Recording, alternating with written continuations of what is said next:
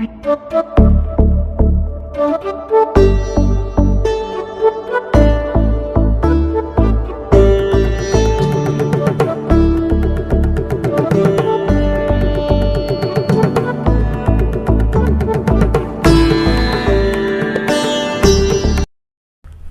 नमः। अभी आपने राशियों के वर्ण के विषय में पढ़ा, अर्थात कौन कौन सी राशियां किस वर्ण का प्रतिनिधित्व करती हैं और उसका प्रयोजन क्या है, इस विषय में अभी आपने पढ़ा। इस वीडियो में आप राशियों की अन्य संज्ञाओं के विषय में पढ़ेंगे, अर्थात कौन सी राशि पुरुष संज्ञक मानी जाती है, कौन सी राशि स्त्री संज्ञक मानी जाती है, किस राशि का स्वभाव सौम्य है, किस राशि का स्वभाव उग्र है, कौन कौन सी राशियां चर होती हैं, स्थिर होती हैं, द्विस्वभाव होती हैं और कौन कौन सी राशियां किस किस दिशा का प्रतिनिधित्व करती हैं, वह इस वीडियो में आपको बताया जाएगा। आचार्य वराह मिहिर ने लघु जातक नामक ग्रंथ में राशि प्रभेदाध्याय में 7वें श्लोक में इस बात की चर्चा की है। आप वह श्लोक देखें, श्लोक के पश्चात उसके अन्वय को समझें और अन्वय के पश्चात उसकी व्याख्या को भी देखें। जैसा कि आचार्य वराह मिहिर कहते हैं, पुंस्त्री क्रूरा क्रूरौ चर स्थिर द्विस्वभाव संज्ञाश्च अजवृष मिथुन कुलीराः पंचम नवमैः सहैन्द्र्याद्याः। आप इस मूल पाठ के अन्वय को देखें। पुंस्त्री क्रूरा क्रूरौ चर स्थिर द्विस्वभाव संज्ञाः अज वृष मिथुन कुलीराः पंचम नवमैः सह इंद्राद्याः स्वामिनः भवन्ति। इसकी संस्कृत व्याख्या और हिंदी व्याख्या आप समझें। पुंस्त्री पुरुष राशि स्त्री राशि च, अर्थात पुरुष राशियां और स्त्री राशियां। क्रूरा क्रूरौ सौम्य राशि तीक्ष्ण राशि, अर्थात सौम्य राशियां और उग्र राशियां। चर स्थिर द्विस्वभाव संज्ञाः, चल ध्रुव द्विस्वभाव राशयः क्रमेण भवन्ति, अर्थात चर स्थिर और द्विस्वभाव संज्ञाएं क्रमशः होती हैं। मतलब पुरुष राशि, स्त्री राशि, फिर क्रूर राशि और सौम्य राशि और चर स्थिर द्विस्वभाव राशियां मेषादि के क्रम से समझनी चाहिए, यह इसका भाव है। इसके आगे आप देखें, अज वृष मिथुन कुलीराः। मेष वृष मिथुन कर्क राशयः, अर्थात मेष राशि, वृषभ राशि, मिथुन राशि और कर्क राशियां। पंचम नवमैः, पंचम नवम राशिभिः, अर्थात पांचवी और नवी राशियां। सह साकम, अर्थात उनके साथ। इंद्रियाद्याः, पूर्वादि दिशानां स्वामिनः भवन्ति, अर्थात पूर्व आदि दिशाओं के स्वामी होते हैं। व्याख्या में मूल रूप से इसी बात को बताया गया है कि कौन सी राशि पुरुष राशि है और कौन सी राशि समराशि है या कौन सी राशि चल स्थिर द्विस्वभाव है। तो क्रमशः ही इन सभी चीज़ों को समझना चाहिए। आप इस चक्र के माध्यम से देख सकते हैं कि जितनी भी विषम राशियां हैं, अर्थात मेष राशि, मिथुन राशि, सिंह राशि, तुला राशि, धनु राशि, जितनी भी विषम राशियां होती हैं उनको पुरुष राशि समझना चाहिए। और जितनी भी सम राशियां होती हैं जैसे वृष राशि, कर्क राशि, कन्या राशि, वृश्चिक राशि, मकर राशि और मीन राशि, ये सभी राशियां स्त्री राशियां समझनी चाहिए। मतलब विषम राशि को पुरुष राशि से समझना चाहिए और सम राशि को स्त्री राशियां समझनी चाहिए।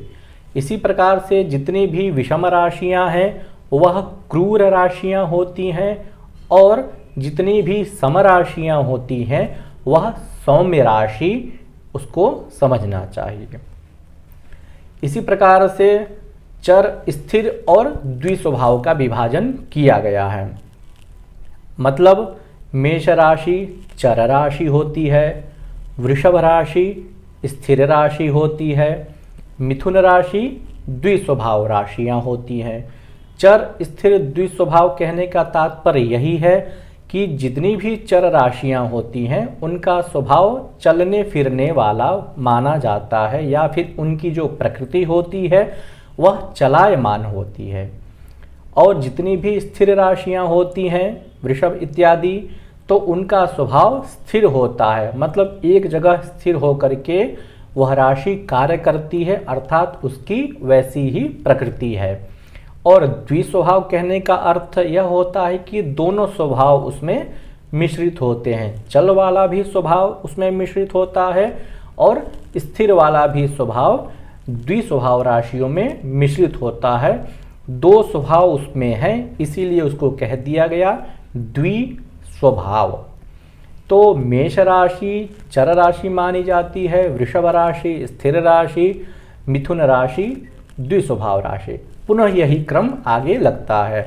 कर्क राशि स्थिर चर राशि होती है, सिंह राशि स्थिर राशि, कन्या राशि द्विस्वभाव, तुला राशि चर, वृश्चिक राशि स्थिर, धनु राशि द्विस्वभाव, मकर राशि चर, कुंभ राशि स्थिर और मीन राशि द्विस्वभाव राशि समझनी चाहिए। कहने का तात्पर्य यह है कि 1, 4, 7, 10 राशियां चर राशियां होती हैं, 2, 5, 8, 11 राशियां स्थिर राशियां होती हैं और 3, 6, 9, 12 राशियां द्विस्वभाव राशियां मानी जाती हैं। इसके पश्चात सभी राशियों की दिशाओं के बारे में भी चक्र के माध्यम से समझाया गया है। जैसे मेष राशि पूर्व दिशा को संबोधित करती है, वृषभ राशि दक्षिण दिशा को, मिथुन राशि पश्चिम दिशा को, कर्क राशि उत्तर दिशा को, इसी प्रकार से सिंह राशि पूर्व दिशा को, कन्या राशि दक्षिण दिशा को, तुला राशि पश्चिम को, वृश्चिक राशि उत्तर को, धनु राशि पूर्व को, मकर राशि दक्षिण दिशा को, कुंभ राशि पश्चिम दिशा को और मीन राशि उत्तर दिशा को बोधित करती है। गणना हमेशा प्रदक्षिण क्रम से ही होती है। जैसे मेष राशि पूर्व दिशा से संबंधित हुई तो वृषभ राशि दक्षिण दिशा को बोधित करेगी, पुनः मिथुन राशि पश्चिम का और कर्क राशि आपके बाएं भाग अर्थात उत्तर को वह बोधित करेगी, फिर सिंह राशि पूर्व दिशा को संबोधित करेगी। तो यही क्रम होता है। श्लोक में कहा गया है कि पंचम नवमयी ही सह, मतलब पांचवी और नवी राशियों के साथ पूर्वादि दिशाओं के स्वामी होते हैं। पंचम मतलब मेष राशि पूर्व को बोधित करती है तो उससे पंचम सिंह राशि भी पूर्व को ही बोधित करेगी, उससे नवम अर्थात धनु राशि भी पूर्व दिशा को ही बोधित करेगी। यही नियम दक्षिण में भी लगेगा पंचम नवम के क्रम से और पश्चिम में भी और उत्तर में भी लगेगा। तो अब इन सभी का प्रयोजन क्या है? चर स्थिर द्विस्वभाव का, सम विषम का, पुरुष स्त्री का या फिर दिशाओं का। तो जितनी भी विषम राशियां होती हैं वह क्रूर मानी जाती हैं और पुरुष राशि मानी जाती है।